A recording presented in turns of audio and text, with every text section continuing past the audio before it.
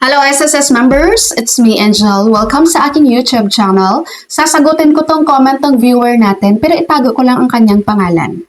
Sabi niya, good afternoon po ma'am. Ask ko lang po if 5 years po nag-work ang mister po.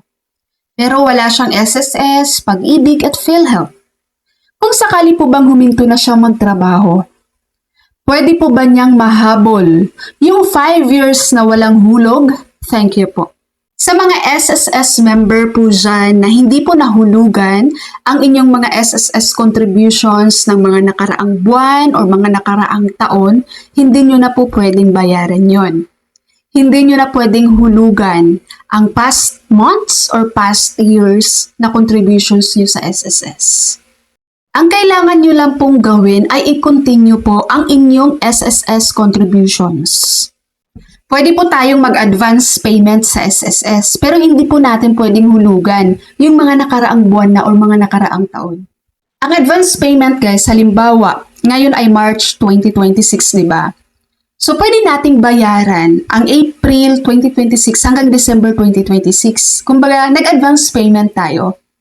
Pero po, pagdating po doon sa mga malapit na pong mag-retire ha, meron kasing iba dito, ma'am, yung papa ko po kulang na lang ng 1 year na hulog sa SSS niya para pasok na po siya sa pensyonado ni SSS, makapag-file na po siya ng retirement. Pwede po ba namin bayaran na yung 1 year para po makapag-apply na po siya ng retirement sa SSS? Ang sagot po dyan, hindi po. Yes, pwede niyong bayaran in advance ang 1 year na kulang niya sa contributions. Pero hihintayin niyo pa rin na matapos yung 1 year bago po siya makapag-apply ng retirement sa SSS. So another example natin, kung ikaw ay 60 years old na, no, tapos na-check mo sa SSS, kulang ka pa pala ng 10 months para pasok ka doon sa 120 months na contributions para maging pensyonado ka ni SSS. So pwede mo pong i-advance, bayaran yung 10 months na kulang mo, pero hindi ka pa pwedeng makapag-apply ng retirement. Hihintayin mo pa rin na matapos yung 10 months mo na yan bago ka po makapag-apply ng retirement sa SSS. Diba, halimbawa ngayong March 2026 ka, mag-a-apply sana kay SSS kasi nga isa ka ng senior citizen, 60 years old ka na. Kaso nung natingnan ni SSS sa records mo, kulang ka pa ng 10 months. So kung March 2026 ngayon, April, May, June, July, August, September, October, November, December, January. So, ibig sabihin, kulang ka pa ng contributions ng 10 months ng April 2026 hanggang January 2027. Pwede mong bayaran in advance yung 10 months na to. Pero makapag-apply ka po ng retirement sa SSS pagkatapos na nitong 10 months na to. At titingnan din natin dyan guys, dahil ang iyong date of retirement, pasok na yan sa a month after the semester. Yun na yung date of retirement mo sa SSS.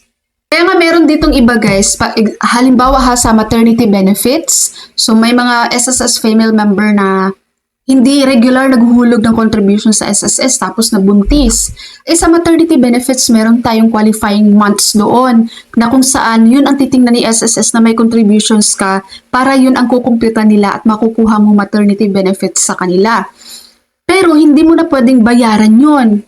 No late payment po pagdating sa maternity benefits din. So, yun, hindi mo na talaga pwedeng bayaran ang mga past buwan, past months, and past years sa SSS.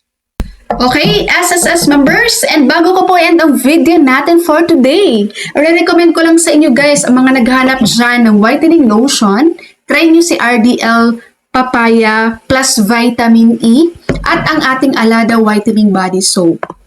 Ang products ng mga to, ilalagay ko po sa description ng video, nasa title guys, ang link ng mga products na ito. Okay, SSS members, that's all for my video for today. Thank you so much for watching everyone. God bless you all.